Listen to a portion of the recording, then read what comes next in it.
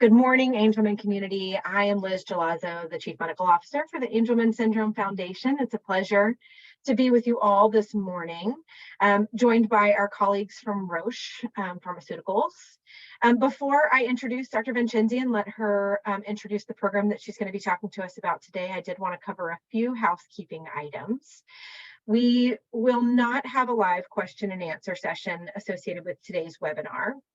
We have several questions that have already been asked, and we will get to those at the end of the presentation.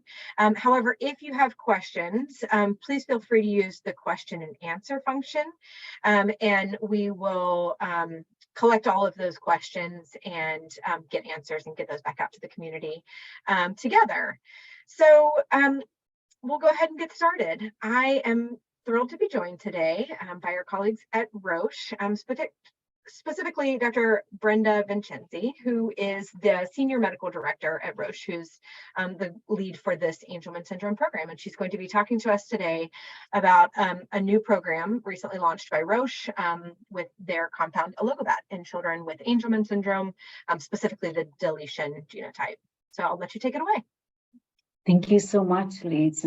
And thanks to ASF. Thanks for hosting Roche today. I'm really excited to talk about Aldebaran.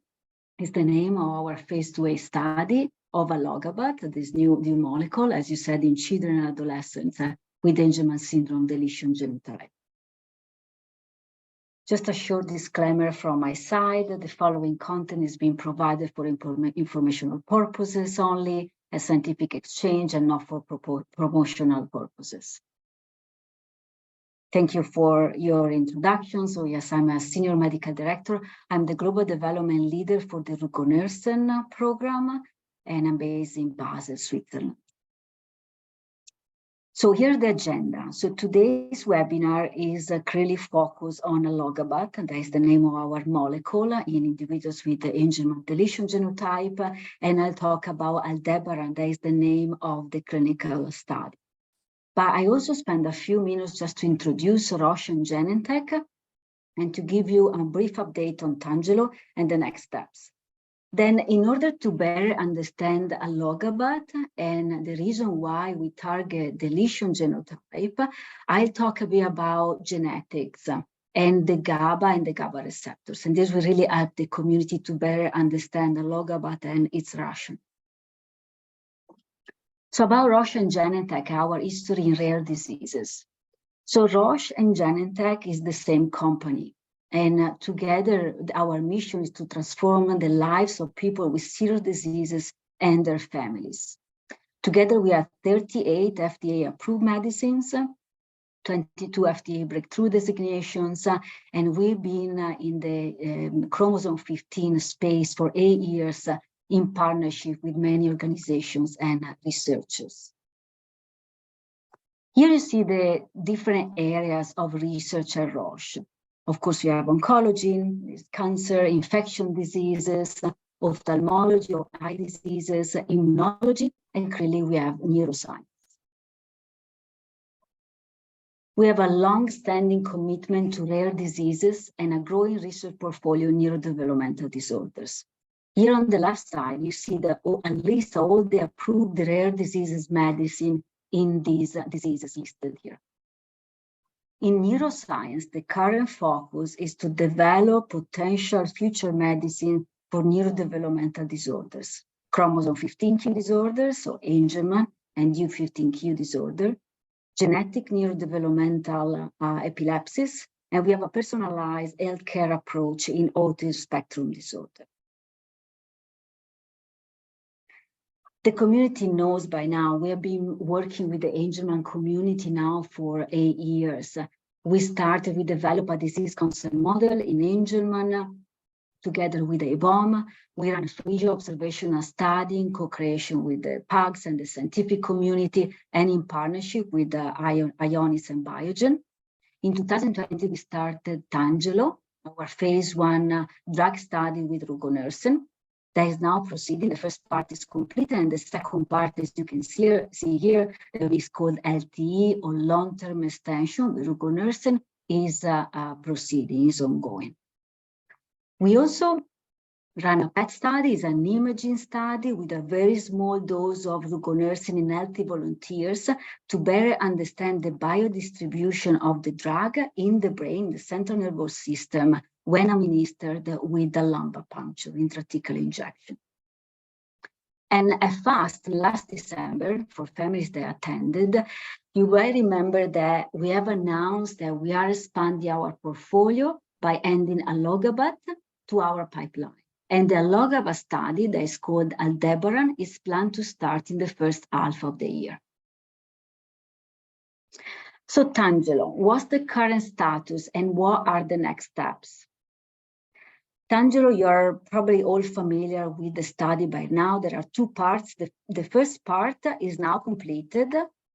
We administer a bridging dose for the first participants that were enrolled in the first cohort to bridge the first part to the second part. The second part that is called LTE or long-term extension is currently ongoing.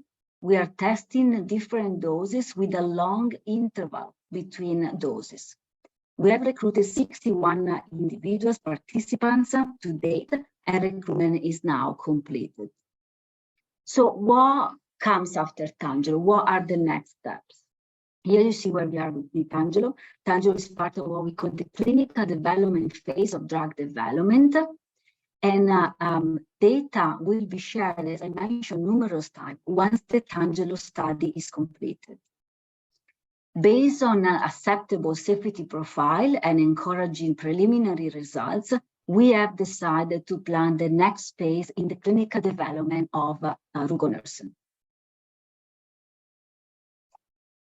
So rugonersen is intended for Angelman syndrome as a whole. So despite the fact that now in the current study in Tangelo, we enrolled the children age 1 to 12 with mutation and deletion genotype, the ultimate goal is to have a drug, rugonersen, for all Angelman syndrome individuals, so all ages and all genotypes. But now let's switch gears a bit. Let's talk about a fascinating topic that is genetics. And this, as I said before, this will help to better and the community to better understand the Roche molecule, allogabat, and the rationale for studying allogabat in individuals with deletion genotype. So, what are genes and chromosomes? What are genotypes? And how are Angelman syndrome genotypes different from each other? So let's start with the human being. So cells are the basic building blocks of all living things. Here you see one cell, and at the center of the cell, there is a nucleus. Inside the nucleus, there are chromosomes. And human cells typically have 20 pairs of chromosomes that contains many genes. Genes are a small portion of DNA that act as an instruction manual to make very important proteins that are necessary for our body to function. And DNA is all the genetic information that we have inherited by our parents, and they make us unique. So Angelman syndrome is caused by a genetic defect in a particular region of the chromosome 15. And there are 4 different genetic defects in chromosome 15 that can cause Angelman syndromes. And these are deletion, mutation, paternal uniparental disomy or UPD, and imprinting center defects. Now, let's start from the left side of this picture. So this is the chromosome 15. And as I said, on chromosomes, there are a number of genes. And here you see this little light square. This is the UB3A gene. So per each gene, we have 2 copies. One is the paternal copy and one is the maternal copy. So in the brains so in the cells, in the neurons, there is a specific particular mechanism that is called imprinting. That basically leads to the UB3A gene from the paternal side to be silenced.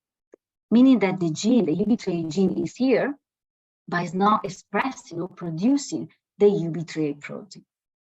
which is, on the other hand, in typically developing individuals, TD stays for typically developing individuals, so individuals without Angelman syndrome, the UB3A protein is produced by the maternal copy.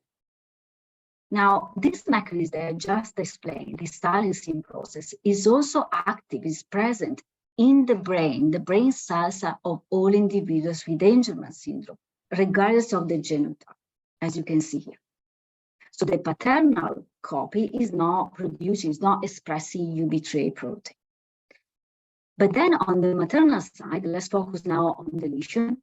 We have this defect, in this case, a deletion, where the UB3A gene, but also other genes are deleted. So the result is that there is no production of UB3A proteins or other proteins, like, for example, the GABA receptors, that are deleted in the deletion genotype. For the mutation, as you can see here, is the UB3A copy on the maternal side that is mutated. So there is no production of UB3A protein or functional UB3A protein. In the paternal uniparental disomy, UPD, as you can see here, there are two copies of the paternal part, and so these are both silent. So the result is that there is no production of UB3A protein. In the printed center defect, the particular center that is responsible for this process, this silencing process, is not working properly. So that both are silenced, and the result is that there is no UB3A protein expressed. Now, let's look into more details into the deletion that, as Liz mentioned, represent individuals with Angelman deletion genotypes, represent our target population for allogabat and aldebaran. This is so for deletion, and let's pretend that we have a magnifying lens and we look at the chromosome and all the genes that are on the chromosome. These are typically developing individuals, chromosome 15. Here you see the maternal side and the paternal side. You see the UB3A gene, which is silenced on the paternal one, so no protein from the paternal, but it's active from the maternal one, which produces the UB3A protein. And the GABA receptor genes, so these colorful blocks here, they are expressing the GABA receptor proteins from both sides.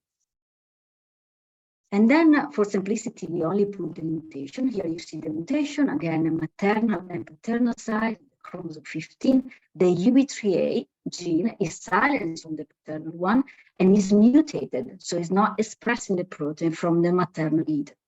While the GABA receptor genes, the colorful one that I mentioned before, they are expressing the GABA receptor proteins.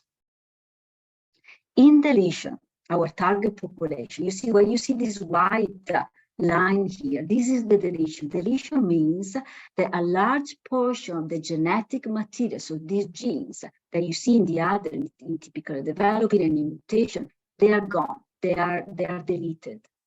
And this includes not only the UB3A gene, but as you can see, other genes, and in particular, the GABA receptor genes. GABA receptor genes, they are extremely important for brain function and development. So, Angelman syndrome deletion genotype. What is different? Why are these individuals generally more impaired than individuals with non-deletion genotype? So individuals with a deletion genotype present with lower scores on developmental scales like the Bayley. Most of you are familiar with the Bayley scales. As you see here we are measuring cognition.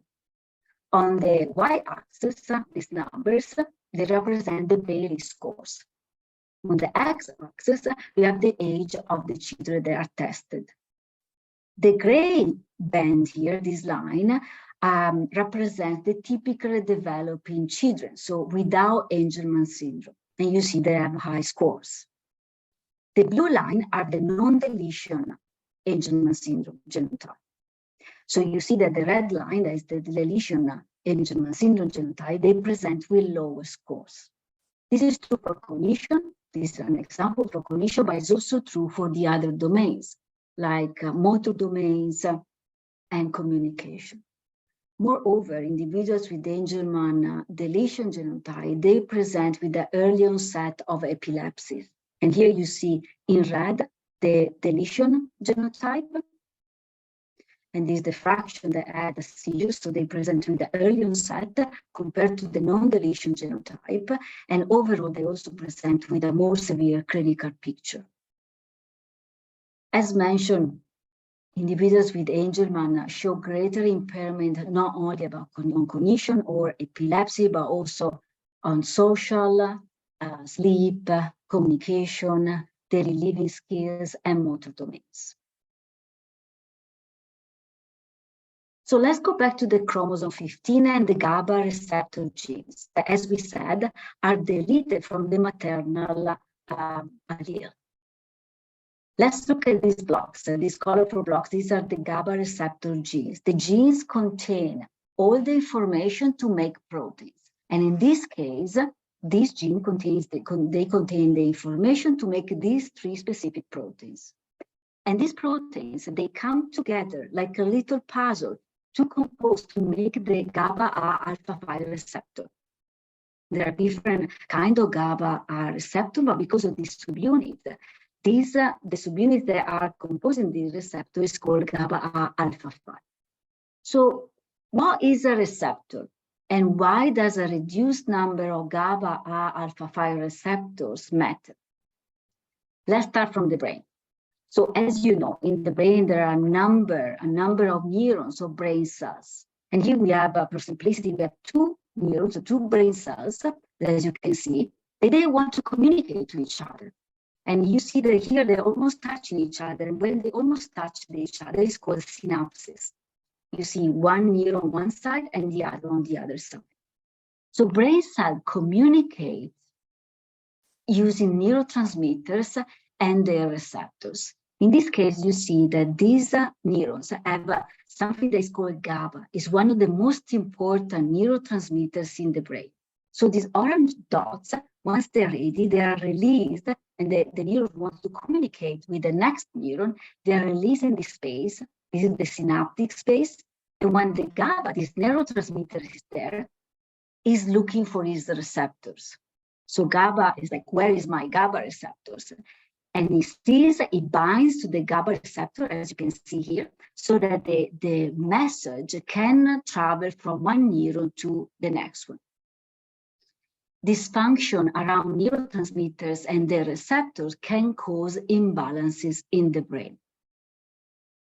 Dysfunction of this GABA system is associated with many neurodevelopmental disorders and epilepsies. So the GABA and its GABA receptors are important for brain development and brain function. One subtype of these GABA receptors is called alpha 5. So those proteins or colorful building blocks that I showed before, they are making the GABA alpha 5 receptors. And these blocks are decreased in individuals with Angelman syndrome deletion genotype. So fewer GABA alpha 5 receptors may contribute to the greater clinical severity in Angelman syndrome deletion genotype. So our hypothesis for Angelman syndrome deletion genotype is that while correcting the UBE3A loss is essential for the treatment of all Angelman syndrome genotypes, a therapy that selectively helps the GABA alpha 5 receptor function may improve some of the symptomatology and potentially aid the brain development in Angelman syndrome deletion genotype. And now do we intend to test this with allogabat. So allogabat is an oral tablet, so it's taken orally, that selectively helps the function of the GABA alpha 5 receptor, which is reduced in Angelman syndrome deletion genotype. Allogabat is being investigated as an oral tablet for once-a-day use, has been investigated in healthy volunteers, and is currently in a phase 2 clinical trial in adults and adolescents with autism spectrum disorder called Aurora. And the drug has shown acceptable safety and tolerability to date. And here you see represented our GABA alpha 5 receptor, this protein that you see here, on the surface of a neuron. So there are a number of these receptors. And then you have the GABA. The GABA is very important neurotransmitters that is produced by the brain that binds to the GABA alpha 5 receptors, like two pieces of a puzzle. And then a logabat, that, as I said, is taken orally. And then a logabat binds to this particular point, part of the GABA alpha 5 receptors, and helps the function of the receptor itself. Aldebaran is the name of the clinical trial of the study that studies allogabat. It's an open-label phase 2A study of allogabat in individuals with Angelman syndrome deletion genotype. We aim to enroll up to 56 individuals, both males and females, aged 5 to 17 years old. As that is an oral tablet.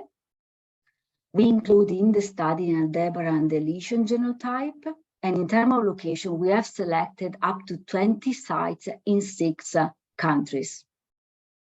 Study start, so we aim to start in the first half of this year, 2023. So what are the objectives of Aldebaran? The most important is indeed safety. We want to understand the allogabat as an acceptable safety and tolerability profile in individuals with Angelman syndrome deletion genotype. We look also at what is called pharmacokinetics. It's a difficult word, but basically means what does the body do to allogabat once allogabat is taken orally by an individual with Angelman syndrome. And then we want to look at the effect on the EEG. Does allogabat change the EEG in the expected manner? Of course, we will look at exploratory effects. We want to explore whether allogabat has an effect on Angelman syndrome symptoms and domains. Here you see Aldebaran, an overview of the study design. So as part of the Aldebaran study, patients will receive 12 weeks of treatment with allogabat taken orally once a day. So patients will enter a screening period. And if they meet all of the inclusion and none of the exclusion criteria, they will be enrolled in the study. And they will receive the allogabat for 12 weeks once a day. And this is the treatment period, which is followed by a follow-up period without the drug of 6 weeks follow-up period. So during the study, you should expect a number of in-clinic visits, a number of also home visits when feasible, and some EEGs. Each EEGs will last approximately 30 minutes each. And here is a summary and the next steps. So rugonersen has an acceptable safety profile. The long-term extension of Tanjiro is ongoing. We are planning for the next phase of the program. Of course, the community will be kept up to date on this, very likely at the next conferences. Aldebaran is our phase 2A study of allogabat in children and adolescents with Angelman syndrome deletion genotype. We start recruiting in the first half of this year. And of course, if you have any questions, if you're interested in participating in Aldebaran, feel free to contact your doctor. You can also find more information on this website that's called clinicaltrials.gov. You can look directly with this NCT number. And clinicaltrials.gov will be updated in the coming months with additional information. So now meet the allogabat team. Lorraine Murtak is the project team lead and therapeutic area leader. Marta Del Valle Vido, clinical expert team leader. Jörg Hipp, biomarker lead for allogabat, but also for rugonersen and for basmizanil, U15Q. Maria Clemencio Hernandez, our research project leader, and our Shady Sedom, Global Patient Partnership Director, working on allogabat, rugonersen, and basmizanil, U15Q. So I want to thank you, of course, Lisa and ASF. Thank you so much for hosting us. A big thank you to all the Angelman syndrome community for their ongoing contribution. especially thank you to study participants and families, and really to investigators and study staff. Thank you. Brenda, thank you so much for taking the time to share this exciting program with us. I know I speak for the ASF, but the whole Angelman community, this is really exciting to see Roche committing to other potential modalities that might treat our loved ones with Angelman syndrome. So this is really, really exciting. I often tell parents when I'm having conversations with newly diagnosed families that they're really getting a surrogate PhD in biochemistry and molecular genetics. I mean, this is a really complex region of the genome that a lot of geneticists, truthfully, don't fully understand. So I really appreciate the way you broke that down. I think it was very clear, the molecular rationale for why we're targeting this region and why we expect that there may be benefits. So thank you. I know this will be really, really helpful for people to be able to continue to go back and refer to as people consider clinical trial options. So a few questions, if I might, that have already been asked by the community that are kind of most pressing is, you mentioned study startup hopefully in the first half of 2023. When can we expect to start hearing about recruitment for this study? Yes, so it's of course, like I understand the families wants to hear more. This is what I can share now, but of course we are working with sites. And as I said, like families that are interested, they should talk with their doctor. They can check clinicaltrials.gov. More information will be posted on the website. And it's a matter of once the studies, the sites are active, then at that point they can be posted on clinicaltrials.gov. So, but the recruitment will start for sure in the first half of this year. So we are very close. Wonderful. And I should have done my due diligence and looked on clinicaltrials.gov first, but can you say anything about the geographic distribution of these sites, these 20 different global sites? No, not yet. But yeah, what I can share now is that these are 6 countries, globally, and up to 20 sites. Okay. But yeah, this, as I said, we will post more information in the upcoming months for sure. Important question that I'm sure other families will be asking is, are you able to participate in this clinical trial in addition to other interventional studies? It is an important question for sure. So the short answer is no, if the 2 trials are at the same time. So if a family wants to enroll in 2 trials at the same time, usually this is not allowed, especially when there are investigational medicines, different with observational studies. But in this case, the answer is no. So if families are enrolled in another study, they will have to complete the study and then eventually discuss with the investigator inclusion and exclusion criteria for the next study, or in this case, the allogabat and aldebaran study. I missed this in the slide. What is the age group again? So from 5 to 17 years old. 17. Okay. And will it all launch as one age group, or can we expect to see one age group moving into a younger? Yeah, so we start with the older individuals with Angelman, and then we go down with age. Okay. All right. Wonderful. Anything else you think we need to know about this program right now? Anything else you can share? That is very exciting, and we are looking forward to start the recruitment. Absolutely, we are too. All right, now you're probably not going to be able to answer these questions, but since you brought up rugonersen, Sure. and there's been a few questions, there's always questions about the Tangelo program. Of course, the community wants to know anything you can share about the timing of the next phase. We're very excited to hear that Roche is committed to a next phase and that you're seeking a broad label for all people with Angelman syndrome, but anything you can share about timing? Not yet, but we are working on that, of course, and the community will be kept up to date at the upcoming conferences. So now, we are looking at the data, but we are planning the next phase, and we keep the community up to date for sure. So we'll keep pushing you on that and hope that we get an update at the ASF conference this summer. I hope so too.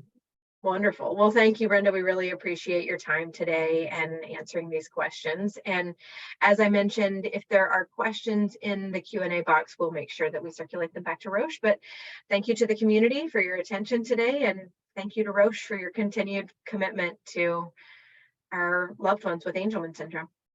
Thank you, Liz, and thanks to ASF again. Absolutely. Have a wonderful rest of your day, Brenda. Thanks. You too. Bye.